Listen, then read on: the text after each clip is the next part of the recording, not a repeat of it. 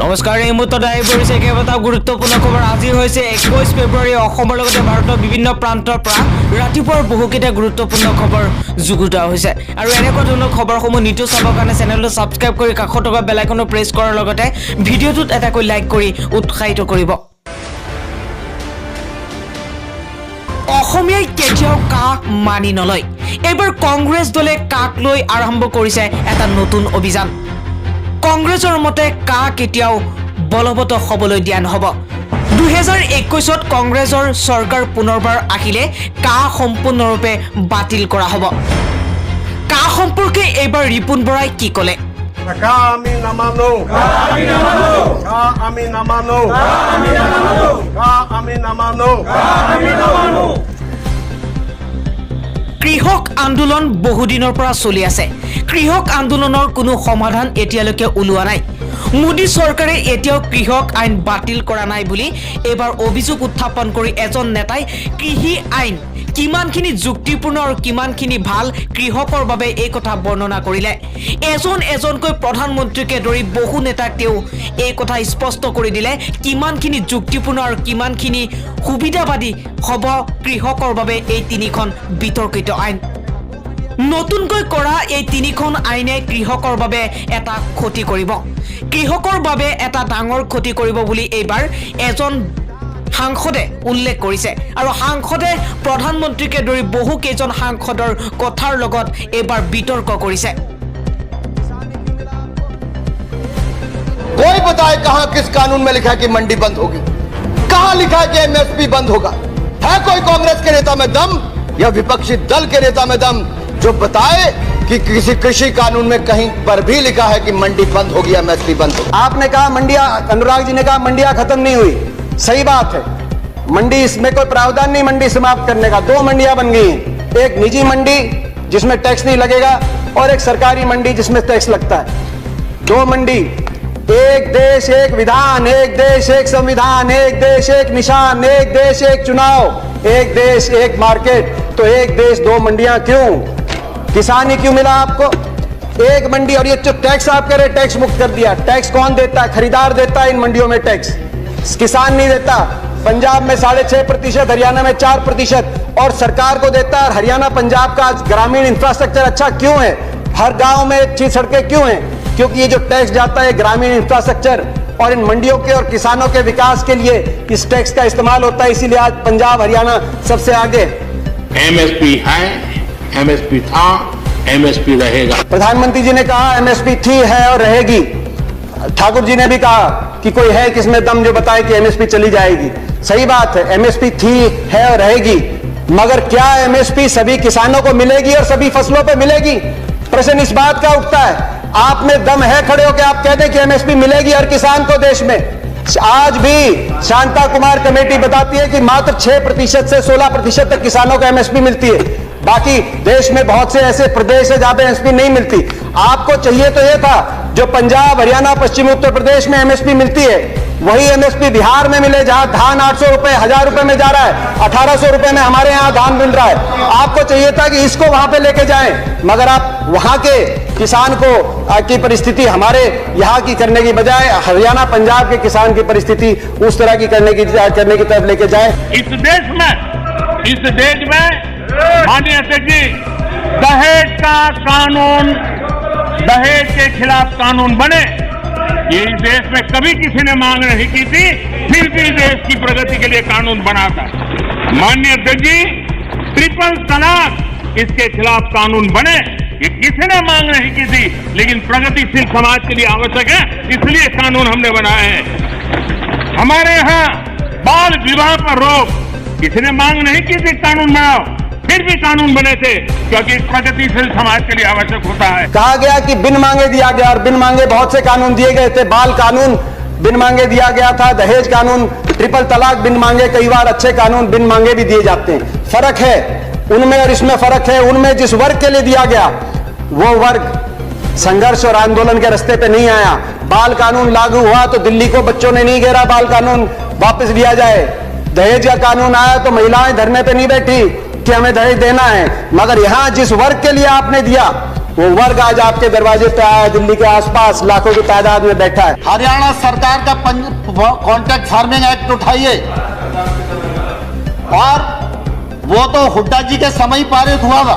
हरियाणा के अंदर 2007 में हमने कॉन्ट्रैक्ट अमेंडमेंट लाए एपीएमसी के अंदर, निजी अलाउ किया निजी कंपनियों को, मगर साथ में कानून लिख दिया कि अगर कॉन्ट्रैक्ट एमएसपी से नीचे किया जाएगा तो गैर कानूनी होगा और कानूनी कार्रवाई होगी जो लोग इस तरह कॉन्ट्रैक्ट करते हैं। आप कह रहे हैं ज्यादा मिलेगी तो आप कर दीजिए, ये कानूनी प्रावधान देने का आप काम करें। प्राइवेट की बात करें कि आप प्राइवेट का खिलाफत कर रहे हैं, प्राइवेट की खिलाफत नहीं कर रहे, प्राइवेट आए, मगर मंडी के अंदर आने से किसने रोका प्राइवेट को? प्राइवेट मंडी के अंदर आए और एमएसपी से ज्यादा में खरीदे, कह रहे हैं बाहर भाव ज्यादा मिलेगा, विकल्प होगा, बाहर ज्यादा मिलेगा, बाहर ज्यादा भाव मिलेगा प्राइवेट में। तो आपको यह कानून बनाने में क्यों आपत्ति है कि अगर एमएसपी से कम का कोई कॉन्ट्रैक्ट होगा तो वो कानूनी बाध्य, उस पर बाध्य होगा। कान खोलकर सुन लो, ये हुड्डा कमेटी की रिपोर्ट के कारण आए। आपने कहा कि एक शरद पवार जी ने चिट्ठी लिखी थी, आपने कहा कि मुख्यमंत्रियों का समय हुड्डा कमेटी ने भी इसकी सिफारिश करी थी कि एपीएम सुधार हो, एपीएमसी एक्ट के अंदर बदलाव हो।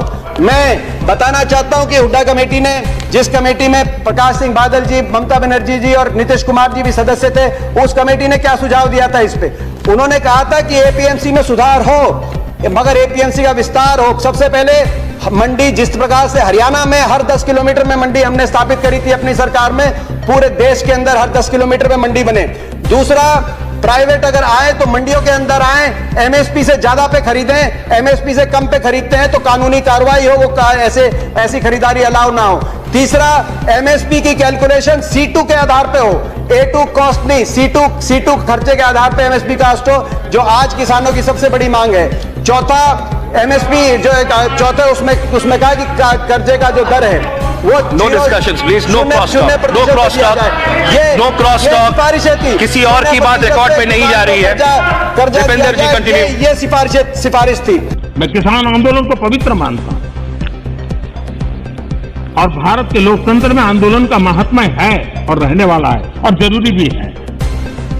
लेकिन जब आंदोलनजीवी पवित्र आंदोलन को अपने लाभ के लिए बर्बाद करने के लिए निकलते हैं तब क्या होता है?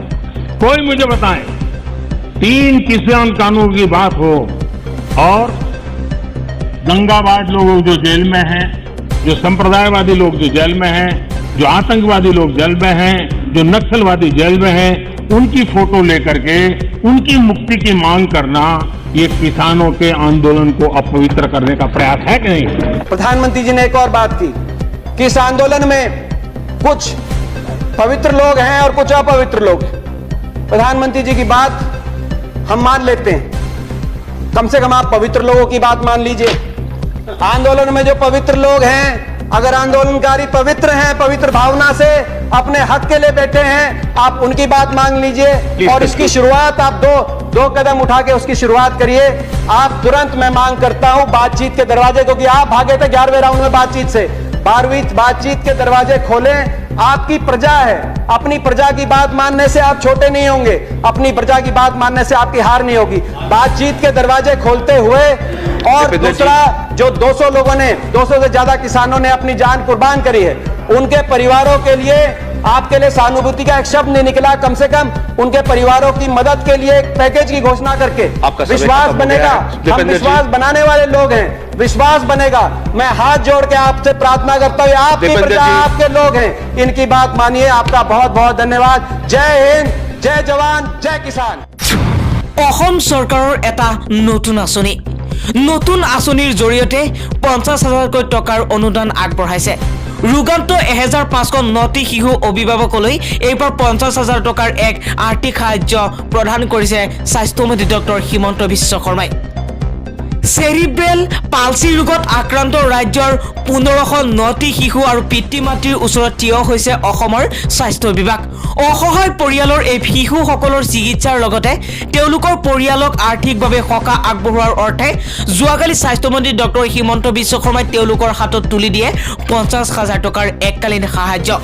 ৰাজ্য চৰকাৰৰ এই স্নেহ স্পৰ্শ আঁচনিৰ অধীনত যোৱাকালি এই ৰোগীয়া শিশুসকলৰ সহায়ৰ বাবে আৰ্থিক অনুদান প্ৰদান কৰি স্বাস্থ্যমন্ত্ৰী মুখ্যমন্ত্ৰী ডক্টৰ হিমন্ত বিশ্ব শৰ্মাই ঘোষণা কৰে যোৱা 5টা বছৰত স্বাস্থ্য বিভাগক আৰ্তজনৰ দুৱাৰ দলিলৈ নিবলৈ সক্ষম হৈছে অহাকালি অৰ্থাৎ 22 ফেব্ৰুৱাৰীত প্ৰধানমন্ত্ৰী নৰেন্দ্ৰ মোদীয়ে সম্বোধন কৰিব অসমত এখন বিশাল জনসভা আৰু প্ৰধানমন্ত্ৰী নৰেন্দ্ৰ মোদীয়ে ধেমাজি জিলাৰ কুলাজানো বগীবিল পথৰ পিয়াং শীতলমাৰী পথাৰত অহা 22 ফেব্ৰুৱাৰীত অৰ্থাৎ অহাকালি প্ৰধানমন্ত্ৰী নৰেন্দ্ৰ মোদীৰ উপস্থিতিত অনুষ্ঠিত হ'ব বিশাল জনসভা ইয়াৰ বাবে ইতিমধ্যে প্ৰায় সম্পূৰ্ণ হৈ উঠিছে প্ৰস্তুতিৰ কাম ৰাজ্যৰ মুখ্যমন্ত্ৰী সৰ্বানন্দ সোণোৱাল বিত্তমন্ত্ৰী ডক্টৰ হিমন্ত বিশ্ব শৰ্মাৰ লগতে আন নেতাসকলেও শীতলমাৰী পথাৰত উপস্থিত হৈ প্ৰধানমন্ত্ৰীগৰাকীৰ উপস্থিতিত হ'ব লগা জনসভাখনৰ কাম কাজৰ চোৱাচিতা কৰিছে বিজেপিয়ে অসমক ঠেলিলে আৰু অসমখন গৈ পালে 30 নম্বৰ স্থানলৈ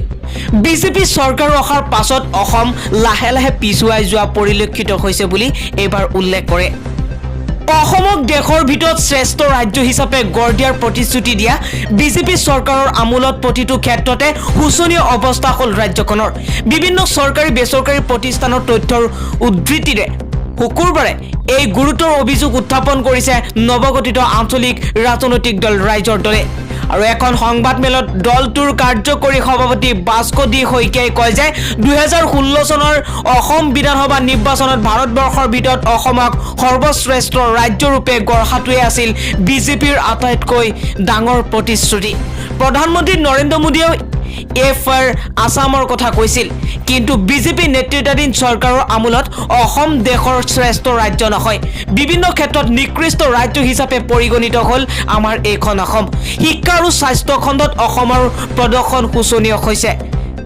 এই কথাই বৰ্তমান চিন্তা পেলাইছে বুলি উল্লেখ কৰিছে আৰু কেন্দ্ৰীয় মানৱ সম্পদ উন্নয়ন মন্ত্ৰী ৰমেশ পোখৰিয়ালে শেহতীয়াকৈ দিয়া তথ্য অনুসৰি প্ৰথমৰ পৰা পঞ্চম শ্ৰেণীলৈকে প্ৰাথমিক পৰ্যায়ত অসমৰ 10.1% ছাত্ৰ ছাত্ৰীয়ে বিদ্যালয় এৰি দিয়ে তদুপৰি নৱমৰ পৰা দশম শ্ৰেণীৰ ভিতৰত মাধ্যমিক পৰ্যায়ত 33.7% ছাত্ৰ ছাত্ৰীয়ে বিদ্যালয় এৰে আৰু ছাত্ৰ ছাত্ৰীয়ে আধাতে বিদ্যালয় এৰাৰ ক্ষেত্ৰত অসমৰ স্থান হ'ল বৰ্তমান প্ৰথম আৰু তদুপৰি স্বাস্থ্য মন্ত্ৰালয়ে প্ৰকাশ কৰা তথ্য অনুসৰি অসমত প্ৰতি 1 লাখ প্ৰসূতিৰ ক্ষেত্ৰত 215 গৰাকীয়ে মৃত্যু হয় আৰু প্ৰসূতিৰ মৃত্যুৰ হাৰতো এইবাৰ অসমতে আছে তালিকাৰ 1 নম্বৰত আৰু জন্মতে শিশুৰ মৃত্যুৰ হাৰৰ ক্ষেত্ৰত অসমৰ স্থান দেশৰ ভিতৰত হৈছে তৃতীয় প্ৰতি 100টা নৱজাতকৰ ভিতৰত ৰাজ্যখনত 41টা নৱজাতকে মৃত্যুমুখত পৰে বুলি এবাৰ উল্লেখ কৰিছে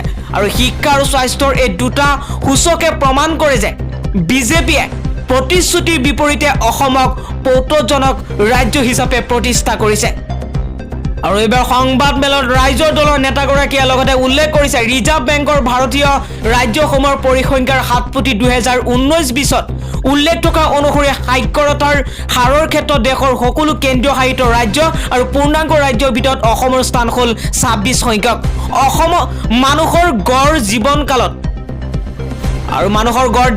অসমৰ স্থান হ'ল তৃতীয় অৰ্থাৎ আন ৰাজ্যৰ তুলনাত অসমত সোনকালে মানুহৰ মৃত্যু হৈছে আৰু দেশৰ আটাইতকৈ দৰিদ্ৰ ৰাজ্যৰ তালিকাত অসমৰ স্থান 8 সংখ্যক আছে আৰু নগৰীয়া নিবনুৱা আৰ্থিক থকা ৰাজ্যৰ তালিকাত 9 সংখ্যক আৰু আটাইতকৈ বেছি গ্ৰাম্য নিবনুৱা থকা ৰাজ্যৰ তালিকাত 15 নম্বৰ স্থানত আছে আমাৰ এইখন অসম আৰু এই তথ্য অনুসৰি চলিত মূল্যমানত দেশৰ ভিতৰত পঞ্চমখন কম জনমূৰি উপাৰ্জন হোৱা ৰাজ্যখন হৈছে আমাৰ এইখন অসম কৃষি ক্ষেত্ৰতো অসমৰ অৱস্থা বৰ্তমান অতি পিছ পৰি আছে প্ৰতি হেক্টৰ মাটিত ধান আৰু খাদ্য শস্য উৎপাদনত অসমৰ স্থান হৈছে 18 নম্বৰ ৰাসায়নিক সাৰ প্ৰয়োগৰ ক্ষেত্ৰত এই স্থান 15 নম্বৰত বছৰি মাংস উৎপাদনত ভাৰতত অসমৰ স্থান হৈছে 18 নম্বৰত গাখীৰ উৎপাদনত 21 নম্বৰ কণী উৎপাদনত 18 নম্বৰ আৰু মাছ উৎপাদনত 12 নম্বৰ স্থানত আছে আমাৰ এইখন অসম আনহাতে গড় মুদ্ৰাস্ফীতি সাধাৰণ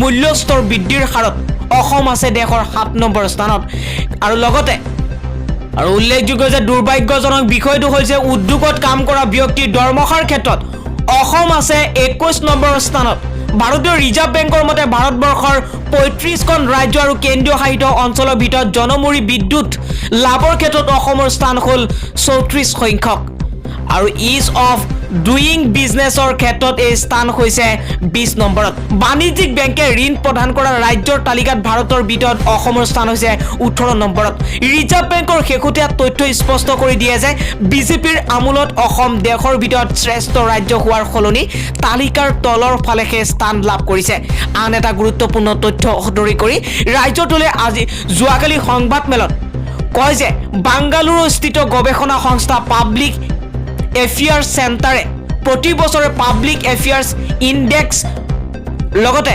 governance in the state of India প্ৰকাশ কৰি আহিছে আৰু সমতা বিকাশ আৰু বহন ক্ষমতা এই তিনিটা মানকৰ ওপৰত নিৰ্ভৰ কৰি ৰাজ্যসমূহৰ তুলনামূলক স্থান নিৰ্ধাৰণ কৰা হয় 2020 চনত সামগ্ৰিকভাৱে সুশাসনৰ সূচনাংকত ভাৰতৰ 36 সংখ্যক ৰাজ্য আৰু কেন্দ্ৰীয় শাসিত অঞ্চলৰ তালিকাত অসমৰ স্থান হ'লগৈ 30 নম্বৰ ইয়া হ'ল এটা নিৰপেক্ষ গৱেষণা সংস্থাই অসমৰ বিজেপি চৰকাৰখন সন্দৰ্ভত কৰা কাম কাজৰ মূল্যায়ন এই তথ্যসমূহ ৰাজহুৱা কৰি সংবাদ মেলত ৰাজ্যৰ দৰে অভিযোগ উত্থাপন কৰি কয় ভাৰতৰ ভিতৰত সৰ্বশ্ৰেষ্ঠ ৰাজ্য কৰা সপোন দেখুওৱা বিজেপিয়ে অসমক উন্নয়ন নকয় অসমখনক দিছে মানদাতা যুগৰ অন্ধবিশ্বাস আৰু কুসংস্কাৰ